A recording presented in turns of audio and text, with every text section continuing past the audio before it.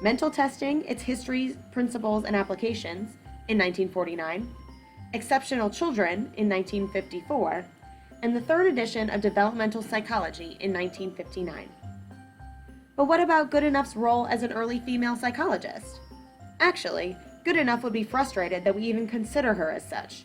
She wanted to be known for her contributions as a psychologist, not as a woman psychologist. But regardless of the fact that she didn't want to be labeled by her gender, history cannot deny the fact that she was one of the pioneer early women in the field of psychology. By 1920, only 62 women held PhDs in psychology, and by 1943, the APA was still about 70% male. Yet Goodenough held leadership roles on the APA Board of Directors and was an APA Fellow.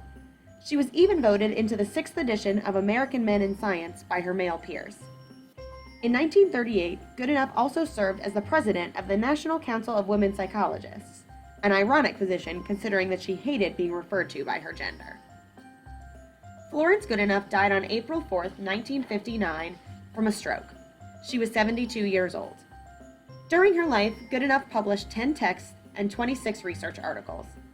Many of her graduate students went on to make names for themselves in the field of psychology, including the previously mentioned Dale Harris and Ruth Howard, the first African-American woman to receive her PhD in psychology.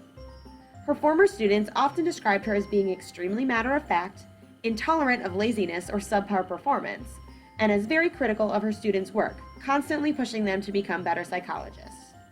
Her contributions to both intelligence testing and to research methodology can still be seen today. Created using Powtoon.